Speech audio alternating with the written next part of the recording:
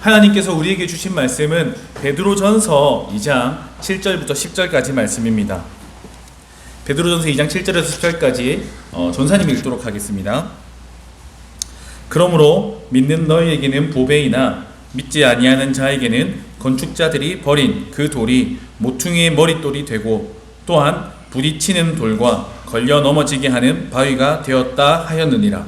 그들이 말씀을 순종하지 아니함으로 넘어지나니 이는 그들을 이렇게 정하신 것이라. 그러나 너희는 택하신 족속이요 왕같은 제사장들이요 거룩한 나라요 그의 소유가 된 백성이니 이는 너희를 어두운 데서 불러내어 그의 기이한 빛에 들어가게 하신 이의 아름다운 덕을 선포하게 하려 하심이라. 너희가 전에는 백성이 아니더니 이제는 하나님의 백성이요 전에는 긍휼을 얻지 못하였더니 이제는 긍휼을 얻은 자니라. 아멘. 이것은 하나님의 말씀입니다. 하나님의 말씀은 능치 못함이 없습니다. 오늘은 우리 만남은 우연이 아니야 라는 제목을 가지고 여러분들과 말씀을 나누려고 합니다. 여러분 혹시 노사연이라는 가수 압니까? 요즘에는 이분이 노래를 부르시는 걸 전사님이 거의 못 봤습니다. TV를 틀어보면 이 예능 프로그램에 이렇게 참치 누님 이렇게 해가지고 예능을 하시는 분인데, 전도사님이 어렸을 때 이 노사연이라는 가수는 대단했습니다. 이 가수가 부른 노래 중에 만남이라는 노래가 있습니다. 이런 노래예요. 우리 만남은 우연이 아니야. 여러분 이 노래 압니까? 그것은 우리의 바램이었어. 네, 이런 노래가 있는데, 선생님 그래서 오늘 이 노래를 따라 우리 옆에 있는 사람들과 이렇게 한번 인사해 볼까요? 우리의 만남은 우연이 아니야. 한번 인사해 봅시다. 시작. 네, 우리의 만남은 우연이 아니라 하나님의 바람이셨습니다. 하나님께서 우리가 만나기를 기대하셨습니다. 여러분 오늘은 여러분들 잘 알지 모르겠지만 이 코로나 때문에 시간이 너무 빨리 지나가다 보니까 잘 모르겠지만 사실 오늘은 맥주 감사주일이에요. 그래서 상반기 동안 우리에게 주셨던 하나님의 은혜를 감사하는 마음을 하나님께 올려드리는 주일입니다. 저는 맥주 감사주일을 맞이하면서 내가 하나님께 뭘 감사할 수 있을까 고민을 해봤습니다. 이번 상반기에는 코로나 때문에 우리 친구들 제대로 만나지도 못했고 예배도 제대로 드리지도 못했고 뭘 하나님께 감사할 수 있을까? 마음이 힘들고 불평하고 싶은 것밖에 없는데, 그러면서 곰곰이 생각해 보니까 그래, 그럼에도 불구하고 오늘 여러분들을 만날 수 있었던 게 참 하나님께 감사한 제목이다, 이런 생각을 했습니다. 올해 2020년에 오늘 우리 기찬이, 세린이, 중1 친구들이 올라와서 우리를 만나게 하시고, 그리고 코로나 때문에 모든 사람들이 서로 만나지 못하고 서로 거리 끼는 상황 속에서도 우리가 이렇게 모여서 만나서 예배를 드릴 수 있는 것이 하나님의 은혜가 아닌가, 이런 생각을 했습니다. 이런 마음을 가지고 우리 다시 한번 옆에 있는 사람들과 인사해 볼까요? 우리의 만남은 우연이 아니야. 소영이는 옆 사람이 없어서 어떡하죠? 우리 뒤에 집사님과, 자, 우리의 만남은 우연이 아니야. 시작. 우리의 만남은 우연이 아니야. 일본의 애니메이션 거장 중에 미야자키 하야오라는 사람이 있습니다. 이 사람이 센과 치히로의 행방불명, 또 하울의 움직이는 성, 이런 유명한 다 아는 애니메이션들이잖아요. 이걸 만든 사람인데, 이 사람이 만든 1995년 애니메이션 중에 귀를 기울이면이라는 애니메이션이 있어요. 거기 나오는 말입니다. 아무 이유 없이 만날 수 있는 사람들을 친구라고 부른대요. 친구는 이유가 없어도 만날 수 있는 사람. 그런가 하면 반드시 무슨 이유가 있어야 만나는 사람, 이 사람을 지인이라고 부른답니다. 지인, 그냥 아는 사람. 그런데 만날 이유가 없는데 만날 이유를 만들어서 만나는 사람은 내가 좋아하는 사람이랍니다. 여러분 안 그렇습니까? 여러분들 옆에 있는 사람들은 친구입니까? 지인입니까? 아니면 내가 좋아하는 사람입니까? 희찬이는 전도사님한테 친구일까요? 지인일까요? 그래. 그렇습니다. 그럼 옆에 있는 사람들이 그렇다면 예수님은 어떨까요? 예수님은 우리에게 친구가 되실까요? 예수님 그냥 우리가 아는 지인일까요?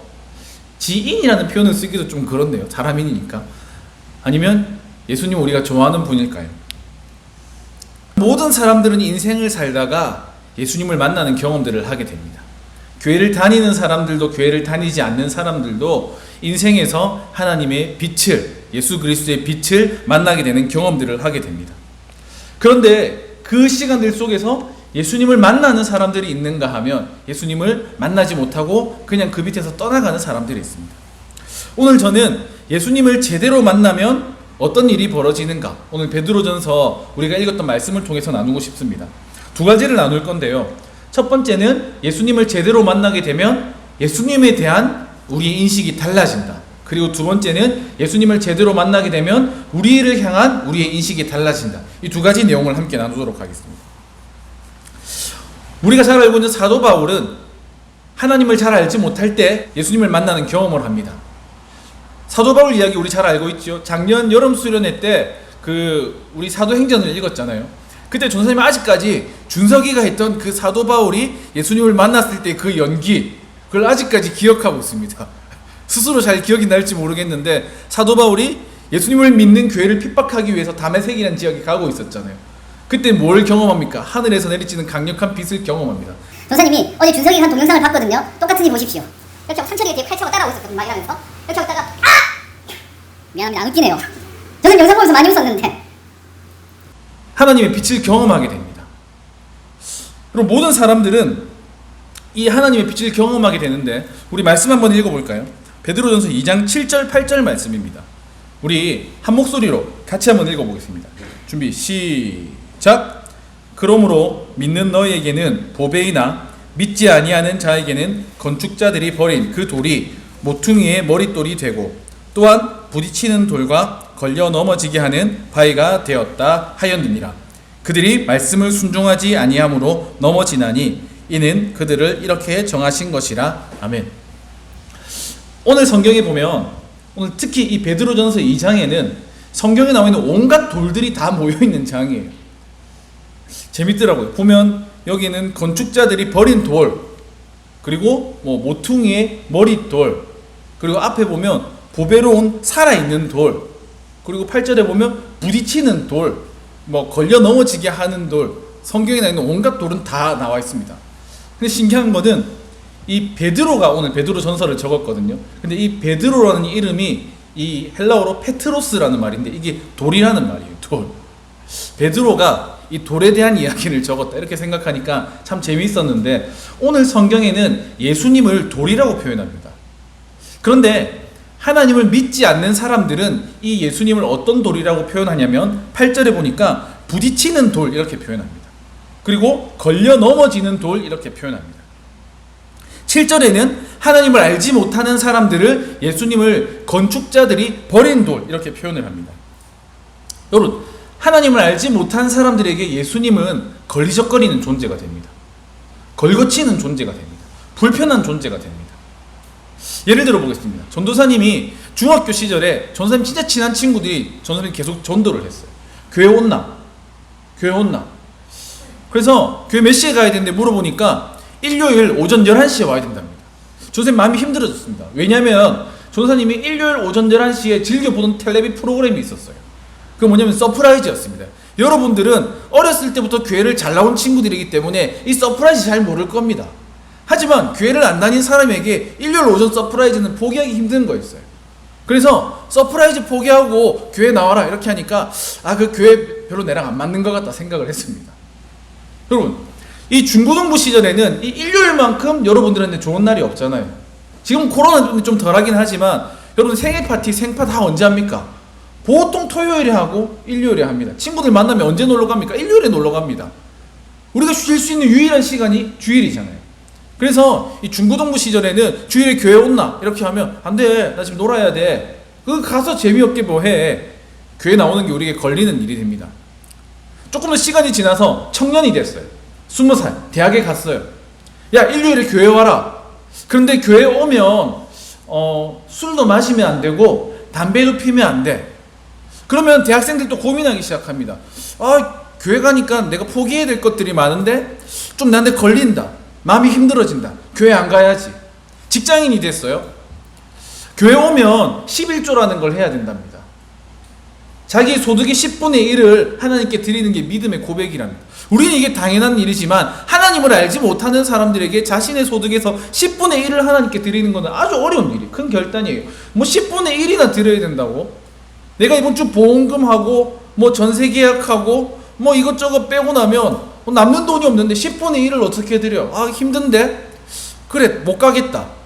뭐 어른들이 됐어요. 어른들이 돼가지고 교회 오셔야 됩니다. 그런데 교회 오시면 집에 제사를 지내면 안 됩니다.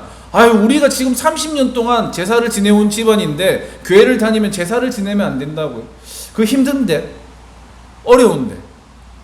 우리가 가지고 있는 모든 생활의 습관에서 하나님을 알지 못하면 예수 그리스도는 우리의 마음을 힘들게 만들고 불편하게 만드는 돌이 됩니다. 그런데 보다 근원적인 이유가 있어요. 예수님이 우리의 마음을 부딪히게 하는 근원적인 이유가 있는데 그거는 걸려 넘어지는 거. 전사님 길 가다가 생각보다 뭐 돌뿌리 이런 게 잘 걸려요. 전사님이 시간을 많이 보낸 친구들은 알겠지만 지나가다가 턱이 요만큼만 있어도 걸려가지고 넘어지곤 합니다. 전사님 이번 주 금요일에 이제 금요기도회 때문에 교회 왔다가 전도사님들하고 이제 식사를 하려고 여기 친구 짬뽕을 가고 있었어요.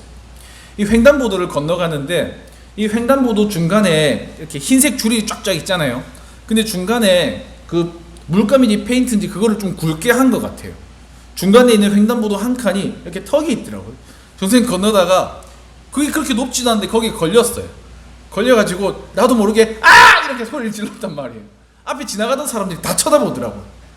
민망해가지고 얼굴이 빨개지는데 옆에 여러분들 복수해 주십시오. 윤현부 전도사님이 저를 보고 한번 푹 웃더니 제가 인상을 쓰니까 아이고 이런 나쁜 바다 이렇게 하더라고요. 왜 넘어질까요? 넘어지는 이유는 우리에게 관성이 있기 때문이에요. 우리가 가만히 있으면 여기에 돌뿌리가 있든 뭐가 있든 넘어지지 않습니다. 그런데 우리가 가던 길을 계속 가려고 하는데 우리의 앞을 막아서는 것들이 있다면 우리 넘어지게 됩니다. 관성 때문이에요. 우리는 우리가 살고 싶은 우리의 삶의 방식이 있어요. 우리는 우리가 마음이 편한 대로, 우리의 몸이 편한 대로, 우리의 생각이 편한 대로, 우리가 살고 싶은 대로 살아가려고 하는 삶의 관성이 있어요. 그리고 그 삶의 관성은 하나님의 뜻과 사실 일치하지 않습니다. 우리의 본능은 사실 하나님의 뜻과 반대로 가려는 관성을 가지고 있어요. 죄를 저지르고 음란하고 욕심을 가지고 있고 하나님으로부터 멀어지고 다른 사람을 미워하려는 본성들이 우리 마음에 있단 말이에요. 그런데 빛 대신 하나님을 만나는 순간 그 모든 길을 올스탑 해야 될 것 같은 기분이 들어요. 그러면 그 하나님은 우리의 마음에 어려운 하나님이 됩니다. 저 오늘 버스를 타고 오는데 재미난 경험을 했습니다. 아침에 버스를 쭉 타고 오고 있는데 갑자기 버스 기사분이 정류장에 서가지고 시동을 끄고 앞뒤 뒤에 문을 열더라고요. 아침에 교회를 와야 되는데 뭐지? 처음에는 그냥 이렇게 노래 듣고 이렇게 오다가요 뭐지? 이렇게 둘러봤어요. 버스 안에 한 아주머니께서 이 마스크를 안 쓰고 계시더라고요. 그래서 이 버스 기사분이 아주머니 마스크 안 쓰시면 안 됩니다. 뒷문으로 내리세요 하니까 이 아주머니도 약간 화가 나셨던 것 같아요. 부끄럽기도 하고 내가 마스크를 가져왔다 이렇게 하시면서 막 가방을 찾는데 안 가져오셨죠 사실. 막 그 의미 없는 이거를 계속 찾고 계시더라고요. 그러면서 막 그냥 갑시다 이러는데 버스 기사분도 안 물러나시더라고요. 안 됩니다 내리세요 그러니까 쪼막 찾았어요. 찾다가 아주머니가 결국 막 궁시렁궁시렁거리면서 막 또 내리려고 하니까 버스 기사분이 그 내리면 버스 못 타니까 환승 찍고 내리세요 하시더라고요. 아주머니가 다시 힘을 얻었어요. 자리에 앉아서 버스 카드가 안 보이냐면서 또 계속 찾으시더라고요. 보다 못해서 앞에 계시던 분이 마스크 하나를 주시면서 이거 그냥 쓰고 가세요 아주머니. 아주머니 화가 나셨던 것 같아요. 마스크를 썼는데 대충 썼습니다. 이 버스 기사분이 또 가만히 넘어가지 않더라고요. 아주머니 코까지 마스크 안 쓰시면 그거 쓴 거 아닙니다. 코까지 올려 쓰세요. 그러니까 또 아주머니 또 막 이렇게 하다가 진짜 그 자리에서 한 5분 정도를 지치했어요. 그 뒤에 버스 한 3대가 빵빵거리고 버스 기사분이 아주머니 때문에 이 버스 안에 있는 사람들 다 불편하고 저 버스 뒤에 있는 다 불편하고 이 뭔 일입니까? 마스크 하고 다니세요. 코로나가 막 우리 불편하지. 코로나 때문에 많이 힘든 것 같아요. 왜 그럴까요? 마스크를 쓰는 일이 왜 힘든 일일까요? 우리 본성에 거스르는 일이라서 그렇습니다. 하나님을 알지 못하면 그 하나님은 우리의 본성에 거스르는 분이 될 수밖에 없어요. 거룩하신 하나님과 그리고 죄인이 우리는 본질적으로 다른 존재거든요. 그래서 앞에 이렇게 말합니다. 건축자들이 돌을 버렸다 이런 표현을 씁니다. 여러분 요즘에는 건축 자재들이 잘 나오잖아요. 그래서 집을 지을 때 이 벽돌을 쌓으면 진짜 거의 입방향으로 딱딱딱딱딱 쌓는단 말이에요. 근데 예전에 집을 지을 때는 그만큼 정확하지 못했어요. 그 건축자 돌멩이들을 이렇게 모아가지고 벽을 쌓고 하는데 이 보니까 이 돌멩이가 계속 안 맞는 거예요. 아무리 해도 불편한 거예요. 그래서 갖다 버렸어요. 이게 뭐냐면 오늘 성경에 나오는 건축자들이 버린 돌이에요. 우리도 마찬가지가 아닌가 생각을 해요. 처음에 예수님을 만나게 되면 이 예수 그리스도의 빛을 우리가 경험하게 되면 야, 이 빛이 참 멋진데 내 마음 어딘가에 장식품처럼 넣어놓을 데가 없을까 찾게 됩니다. 우리의 마음 가운데 예수님을 담으려는 노력을 해요. 그런데 시간이 지나면 지날수록 예수님 우리 마음에 담고 있는 게 불편해집니다. 왜냐하면 죄인인 우리는 내가 하고 싶은 대로 살면서 삶의 어딘가에 그냥 예수님을 두면 된다라고 생각하는데 예수님 우리의 마음에 들어오시는 순간 우리의 모든 마음을 변화시키기를 원하시거든요. 우리가 가고 있던 그 길이 아니라 하나님이 원하시는 길로 우리의 마음을 바꾸고 싶어 하시거든요. 시간이 지나면 지날수록 예수님이라는 존재는 내 인생이라는 아름다운 집을 짓는데 불필요한 존재 같아. 불편한 존재 같아. 예수님이 있으니까 내 삶이 어려워지는 것 같아. 힘들어지는 것 같아. 그래서 결국 우리는 그 불편함을 견디지 못하고 예수님이라는 돌멩이를 버려버린다는 거예요. 예수님을 알지 못하는 사람들에게 예수님은 불편하고 버려야 될 쓰레기고 그리고 걸려 넘어지게 하는 장애물입니다. 그러면 정말로 예수님을 만난 사람들은 예수님을 어떻게 바뀔까요? 우리 7절 말씀 같이 한번 읽어볼까요? 7절 말씀입니다. 한 목소리로 읽어봅시다. 시작. 그러므로 믿는 너희에게는 보배이나 믿지 않은 자에게는 건축자들이 버린 그 돌이 모퉁이의 머릿돌이 되고 아멘. 하지만 진짜 예수님을 만나게 되면 내가 가지고 있었던, 내가 만들고 싶었던, 내가 아름답게 짓고 싶었던 이 모든 집보다 이 예수님이라는 돌이 훨씬 더 가치가 있다는 걸 발견하게 됩니다. 아까는 건축자들이 돌멩이를 버렸잖아요. 그런데 여기에는 예수님을 믿게 되면 그 돌멩이가 머릿돌, 모퉁이의 머릿돌이 된다 되어 있습니다. 여러분 모퉁이의 머릿돌이 뭘까요? 다시 건축 얘기를 좀 하겠습니다. 요즘에는 집 짓는 기술이 발달되어서 이제 땅을 파서 기초를 심고 철근을 심고 콘크리트를 만들지만 옛날에는 그렇게 땅을 파서 안 만들었어요. 특히 이 팔레스타인 근동 지역에서는 그냥 맨바닥을 평평하게 고르고 그 위에 집을 쌓았단 말이에요. 그럼 어떻게 집을 쌓냐면 처음에 돌멩이 4개, 가장 중요한 돌멩이 4개를 가지고 와서 내가 만들 이 집의 사각 꼭다리 끝에 딱 쌓았어요. 이 직각으로 만들었겠죠. 이 직각이 딱딱 만들어가지고 이거를 기준으로 모든 벽들을 세우고 모든 집을 한 층 한 층 올려나가는 거예요.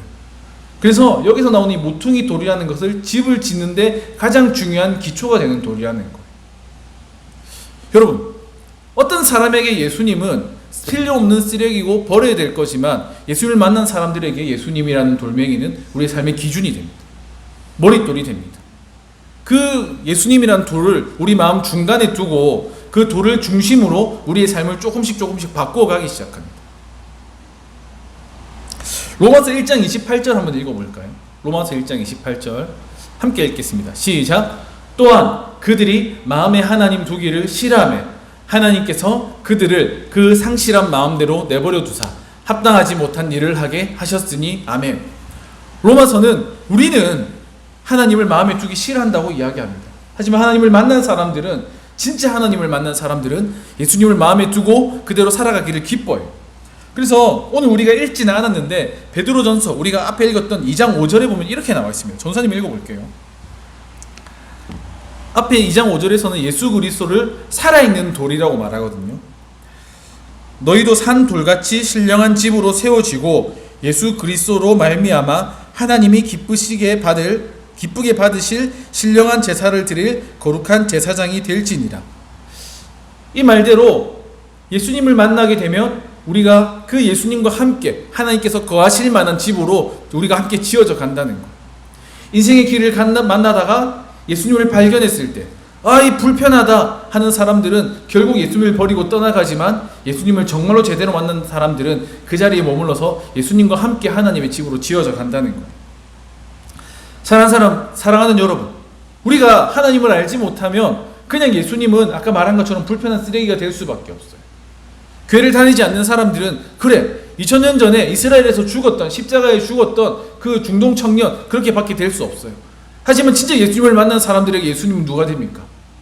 내 사랑하는 하나님이 되고, 나의 주님이 되고, 나의 구원자가 됩니다. 내 모든 것을 바쳐도 아깝게 되지 않는 분이 됩니다. 사랑하는 여러분, 예수님을 진짜로 만나서 예수님에 대한 여러분들의 눈, 여러분들의 시각이 바뀌어지는 은혜가 있기를 바랍니다. 그런가 하면 예수님을 만나게 되면 우리의 정체성이 바뀝니다. 여러분, 아까 전에 전도사님이 오늘 베드로 전서는 베드로가 적었다 그랬어요. 근데 베드로 전서의 주된 내용이 여러분 뭔지 아세요? 베드로 전서의 주된 내용은 박해와 고난과 어려움이 있을 때 이 믿음을 잃어버리지 말라라는 권면이에요. 이 베드로가 이 글을 적을 당시에 이 로마의 이 기독교 탄압과 박해가 굉장히 심각했거든요. 그 어려움 속에서 고난이 다가와도 믿음을 잃지 말라, 이 글을 하려고 베드로가 적었어요. 그런데 잘 생각해 보세요. 베드로가 그런 내용의 글을 적을 자격이 있는 사람이었을까요? 우리가 알고 있는 것처럼 예수님이 십자가에 못 박히던 날 그 새벽에 베드로는 어떻게 했습니까? 사람들이 다가와서 니도 예수님 믿던 그 사람 아니냐, 예수랑 같이 돌아다니던 그 사람 아니냐, 자기에게 고난이 다가왔을 때 베드로는 어떻게 했습니까? 그래, 지금까지 예수님이 내 인생에 필요한 존재인 줄 알았는데 저렇게 무기력하게 십자가에 못 박히는 거 보니까 예수님도 별 수 없구나. 내 삶이 어려운데 예수가 무슨 소용이냐. 내 마음에 필요 없는 건축자들이 버린 돌이구나. 베드로는 예수님을 버렸습니다. 3번이나 부인했습니다. 자기를 저주하면서 예수님을 버렸습니다. 여러분, 실수를 한 사람들은 다른 사람의 마음에도 상처를 가지지만 자기의 마음에도 큰 상처로 남아있습니다. 베드로가 자기가 고난이 타가고 어려움이 찾아왔을 때 예수님을 버렸으면서 사람들한테, 얘들아, 고난이 찾아왔을 때 예수님을 버리면 안 돼, 이 얘기를 어떻게 할 수 있었을까요? 전쌤도 약간 이런 트라우마가 있거든요. 전쌤이 군대 갔다 와가지고 이제 다시 수능 공부를 하고 이렇게 하면서 마음이 어려워졌던 적이 있어요. 그래서 약간 사람도 안 만나고 거의 우울증 초기처럼 집에서 맨날 문제집 풀고 하다가 막 찌적보고, 전쌤 잘 안 그러는데 막 울고 혼자서 막 이랬던 시기가 있어요. 이때 교회 잠수를 탔어요. 교회 중요한 일을 하다가 잠수를 꽤 오랫동안 탔어요. 그러고 와서 다시 교회를 딱 돌아가니까 저는 별명이 핵잠수함이 돼 있더라고요. 그냥 웬만한 연락은 받지도 않고, 전선생님 제일 친한 친구가 이제 전선생님 다시 수능 친다고 그 교회 친구들 선물 이런 거를 막 포장해가지고 뭐 잘 풀어라 휴지, 잘 찍어라 포크 이런 거 포장해가지고 전선생님 집 문 앞에 찾아왔어요. 우리 집을 아니까. 문을 퉁퉁 떠드는데 집에 없는 척 했어요. 그 수능 다 끝나고 교회를 가니까 별명이 핵잠수함이 돼 있더라. 그래서 무슨 얘기하다가 잠수라는 말만 나오면 움찔움찔해요. 그뿐만이 아니라 교회 생활을 하다가 누가 잠수를 타면 갑자기 확 두려운 마음이 들더라고요. 그때 내 마음이 생각났어요. 베드로 마찬가지였을 것 같아요. 고난 이런 말만 들으면 베드로 마음에 움찔움찔하는 마음이 있었을 거예요.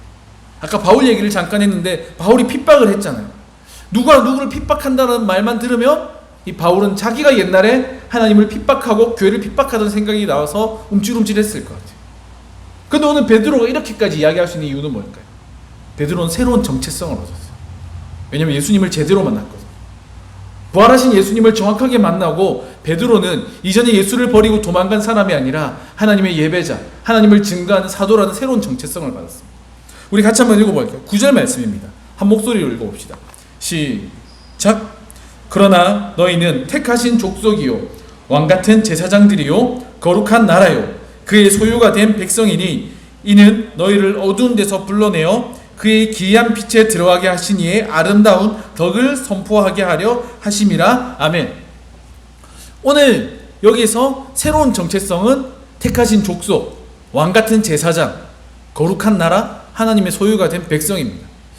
근데 여러분, 오늘 이 말이 구약에 나와 있는 거 알고 있으세요? 우리 한번 찾아볼까요? 한번 띄워주십시오. 출애굽기 19장입니다. 출애굽기 19장 5절 6절에 보면 이렇게 되어 있습니다. 세계가 다 내게 속하였노니 너희가 내 말을 잘 듣고 내 언약을 지키면, 자 보세요, 너희는 모든 민족 중에서 내 소유가 되겠고, 아까 나왔던 말이죠. 너희가 내게 대하여 제사장 나라가 되며, 나왔던 말이죠. 거룩한 백성이 되리라.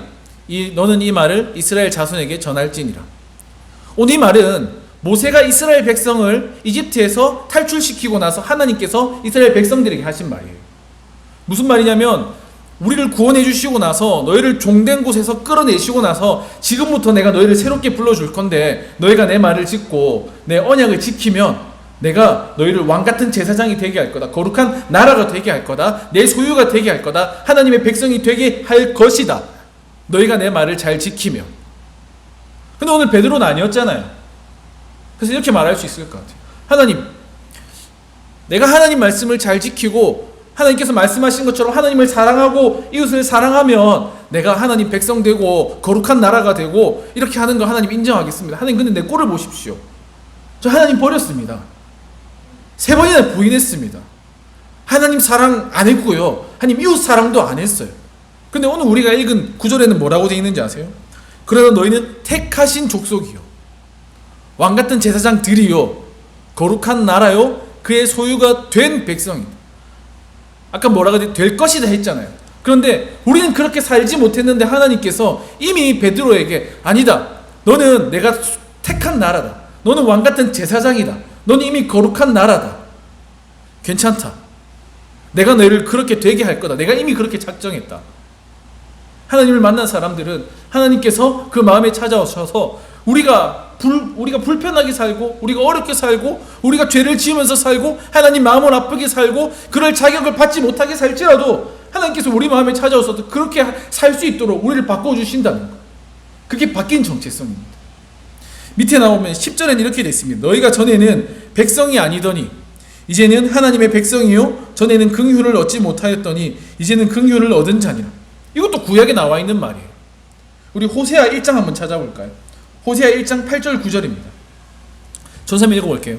고멜이 로루하마를 젖댄 후에 또 임신하여 아들을 낳음에 여호와께서 이르시되 그의 이름을 로암미라 하라. 너희는 내 백성이 아니요 나는 너희 하나님이 되지 아니할 것임이니라. 잠깐 띄워주시고요. 이거는 구약 성경 호세아에 나와 있는 내용인데 이런 내용입니다. 호세아라는 사람이 아내를 맞이했는데 아내 이름이 고멜이에요. 호세아는 이 아내를 굉장히 사랑했는데 이 고멜이라는 아내는 호세아를 놔두고 바람을 핍니다. 그리고 다른 남자와 관계를 가져서 임신을 해서 돌아옵니다. 그렇게 해서 자식을 낳아요. 그 자식 이름이 뭐냐면 오늘 성경에 나오는 로루하마예요. 그리고 또 다시 바람을 핍니다. 또 다른 자녀를 임신해서 돌아옵니다. 자식을 낳는데 이름이 뭐냐면 로암미입니다. 이 하나님께서 이스라엘 백성들과 하나님을 보여주는 거거든요. 우리와 하나님 관계를 보여주는 거거든요. 하나님이 우리를 계속해서 변함없이 사랑했는데 우리 하나님 버리고 우리 죄를 찾아가고 다른 우상을 찾아가고 하나님 필요 없다고 말하고 우상에게 간단 말이에요. 그렇게 해서 지치고 완전히 쓰러져서 임신해서 저주받을 모습으로 돌아와서 자식을 낳았어요. 그래서 그 자식 이름이 뭐냐면 로루하마예요. 나는 다시는 너희를 불쌍하게 여기지 않겠다. 자식을 낳는데 이름이 뭐냐면 로암미예요. 난 너희를 내 백성이라고 부르지 않겠다. 그런데 이 성경 뒤에 뭐라고 되어 있냐면 그래도 내가 다시 너희를 사랑해서 너희를 루하마, 너희를 불쌍히 여겨주겠다. 너희를 암미, 너희를 내 백성이라고 불러주겠다 하는 게 호세아 내용이에요. 마찬가지 우리는 하나님 백성이 될 자격이 있을까요? 거룩한 나라가 될 자격이 있을까요? 왕같은 제사장이 될 자격이 있을까요? 그 하나님의 아름다운 이름을 저 어두운 세상에 전할 수 있는 자격이 우리에게 있을까요? 없어요. 오늘 일주일에 우리 삶을 돌아봐도 없고 오늘 우리 생각을 돌아봐도 없고 여전히 죄 많고 여전히 음란하고 여전히 하나님 생각 전혀 안 하고 일주일 동안 큐티 안 하고 기도도 안 하고 하나님 보시기에 우리가 하나님 백성이라고 할 만한 구석이 조금도 없단 말이에요. 그런데 진짜 하나님을 만나게 되면 하나님께서 무슨 약속을 하시냐면 우리 마음 가운데 내가 돌멩이가 돼서 딱 거기 자리 잡아서 너희가 내 백성이 되게 하겠다. 너희가 그렇게 살지 못할지라도 너희를 로루하마 긍휼히 여기지 않다 불쌍히 여기지 않는 백성이 아니라 내가 너희를 불쌍히 여기겠다. 너희를 내 백성이 아니다라고 하는 게 아니라 다시 너희를 내 백성으로 삼겠다. 그게 너희의 새로운 정체성이라. 그래서 너희는 그 정체성으로 살아라 라고 하고 있는 게 오늘 하나님께서 주신 이 베드로전서 말씀입니다. 말씀을 정리하겠습니다. 여러분 오늘 우리가 사는 세상이 어렵잖아요. 힘들잖아요. 하루하루 버티기 힘들잖아요. 기독교가 시작한 이후로 단 한 번도 기독교는 박해를 받지 않았던 적이 없어요. 이 로마 시대 베드로가 살았던 시대에는 사자굴에 들어가고 온영 경기장에서 칼에 죽고 톱에 썰리고 목베임을 당하고 화형을 당하고 온갖 핍박을 받았어요. 근데 요즘에는 너무 아름다운 물질의 풍요함이 우리를 핍박합니다. 저 코로나가 우리를 핍박합니다. 이단이 우리를 핍박합니다. 성적이 우리를 핍박합니다. 너희 교회 다니지 말라고 말합니다. 너희 믿음 힘들게. 이런 세상 속에서 오늘 이 말씀이 우리에게 은혜가 된다는, 하나님을 제대로 만나게 되면, 그 하나님을 경험하게 되면 우리가 하나님을 바라보는 눈이 바뀌고, 그 하나님이 우리의 마음에서 버려지지 않게 되면 그 하나님께서 우리의 마음을 움직이시고 변화시키셔서 우리를 하나님의 거룩한 나라가 되게 할 거다. 하나님의 거룩한 제사장이 되게 할 거다. 너희를 내 백성이 되게 할 거다. 내가 너희를 끝까지 지키며 너희를 긍휼히 여기겠다. 불쌍히 여기겠다. 너희와 함께 하겠다. 이제 우리 이런 마음을 기억하면서 같이 찬양하면 좋겠는데, 오늘 찬양 가사처럼 지금 우리의 시절이 허무한 시절인 것 같아요. 고아와 같은 시절인 것 같아요. 의지할 곳 하나 없는 시절인 것 같아요. 그때 우리의 마음을 찾아오시는 하나님을 기억합시다. 그 하나님께서 우리를 하나님의 백성으로 바꿔주실 것들을 기대합시다. 그래서 우리 같이 찬양해 보겠습니다. 허무한 시절 지날 때, 허무한 시절 지날 때, 깊은 한숨 내쉴 때, 그런 풍경 보시며 단식하는 분이 있네. 고와 같이 너희를 버려두지 않으리. 내가 너희와 영원히 함께하리라. 우리 한 번 더 고백합시다. 허무한 시절 지날 때, 허무한 시절 지날 때, 깊은 한숨 내쉴 때, 그런 풍경 보시며 단식하는 분이 있네. 고와 같이 너희를 버려두지 않으리. 내가 너희와 영원히 함께하리라. 성령이 오셨네. 성령이 오셨네. 성령이 오셨네. 내 주에 보내신 성령이 오셨네. 우리 인생 가운데 친히 찾아오셔서 그 나라 꿈꾸게 하시네. 억눌린 자 갇힌 자, 억눌린 자 갇힌 자, 자유함이 아멘. 피난처가 되시는 성령님 계시네. 주의 영이 계신 곳에 잠자유가 아멘. 진리의 영이신 성령이 오셨네. 고백합시다. 성령이 오셨네. 성령이 오셨네. 내 주에 보내신 성령이 오셨네. 우리 인생 가운데 친히 찾아오셔서 그 나라 꿈꾸게 하시네. 아멘. 성령이 오셨네.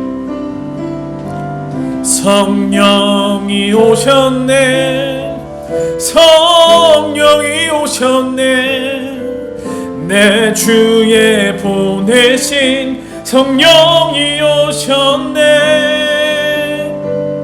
우리 인생 가운데 친히 찾아오셔서 그 나라 꿈꾸게 하시네. 우리 들은 말씀을 좀 기억하면서 같이 기도하면 좋겠습니다. 오늘 이 말씀 들은 우리가 해야 될 일은 하나입니다. 그것은 예수님을 우리 마음에 거리끼는 것, 우리를 넘어지게 하는 것, 우리에게 필요 없는 것이라고 여기고 예수님을 버리지만 않으면 됩니다. 우리가 예수님을 버리지만 않으면 우리가 어떤 삶을 살든지 간에, 우리가 가장 비천하고 못나고 하나님 보시기에 부족한 삶을 산다 할지라도, 우리가 음탕하고 하나님 우리가 죄인의 삶을 살고 하나님 우리가 죄로 충만한 삶을 살고 오늘 하루의 삶, 우리의 어떠함도 하나님 보시기에 민망한 삶을 살지라도 우리가 예수님을 버리지만 않으면 그 예수님께서 우리 마음 가운데 찾아오셔서 우리를 하나님의 백성으로 살게 하십니다. 할렐루야. 그 하나님께서 우리를 거룩한 나라가 되게 하시고, 그 하나님께서 우리를 긍휼히 여기시며, 그 하나님께서 우리를 백성으로 불러주시고 우리를 왕같은 제사장이 될 수 있도록 그렇게 살아가도록 인도하실 것입니다. 이 시간 기도할 때 하나님, 우리가 예수님을 버리지는 않겠습니다. 하나님, 오늘 내 삶이 하나님 보시기에 부끄럽지만 예수님을 버리지는 않겠습니다. 예수님, 우리 마음 가운데 찾아와 주셔서 우리를 하나님의 백성으로 살아갈 수 있도록 은혜를 다하여 주십시오. 하나님이 세상에서 살아가는 게 고난입니다. 하나님이 세상에서 살아가는 게 빡힙니다. 하나님, 오늘 하루 견딜 힘이 우리에게 없습니다. 하지만 하나님, 우리에게 믿음으로 살 것을 요구하시니 하나님, 우리의 삶 가운데 찾아와 주십시오. 하나님, 우리의 인생 가운데 찾아와 주십시오. 하나님, 허무한 인생 가운데 하나님 고아와 같은 우리의 삶 가운데 찾아오셔서 하나님, 우리의 마음이 하나님의 나라가 임할 수 있도록 하나님의 백성이 될 수 있도록 은혜를 다하여 주십시오. 이 시간 들은 말씀을 기억하며 우리 같이 기도하면 좋겠습니다. 같이 기도합시다. 사랑하는 아버지 하나님, 하나님, 오늘 우리 친구들이 살아가고 있는 시간이, 하나님 오늘 우리 저들이 살고 있는 삶이 하나님 이 시대 하나님 로마의 하나님 밖에와 다를 것이 없습니다. 하나님 아버지, 목이 잘려서 죽고 하나님 불에 타서 죽고 사자밥이 되어서 죽고 하나님 토에 죽고 칼에 엎드려지는 것보다 하나님 아버지, 오늘 우리를 둘러싸고 있는 것들이 하나님 우리의 믿음을 잃어버리게 만듭니다. 하나님, 코로나가 우리 친구들을 힘들게 만들고 학업이 저들의 인생을 박해합니다. 하나님 아버지, 이 세상의 가치관들이 하나님 우리 아이들의 인생을 혼미하게 만들고 있습니다.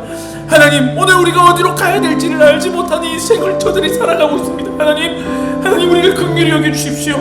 하나님, 건축자들이 돌멩이를 버린 것처럼 하나님 우리가 예수 그리스도를 버리지는 않겠습니다. 그러니 하나님, 우리의 삶 가운데 찾아와 주십시오. 우리를 하나님의 백성 되게 해주십시오. 하나님 백성으로 살아갈 수 있도록 저들의 삶을 위로해 주십시오. 인도하여 주십시오. 저들이 거룩한 하나님의 나라가 되게 해주십시오. 우리의 어떠함이 아니라 하나님의 거룩하심과 하나님의 자비하심으로 하나님 우리의 삶을 인도하여 주시옵소서. 사랑하는 하나님, 하나님 2000년이 지났지만 여전히 하나님 우리 친구들이 고난의 시대를 살아갑니다.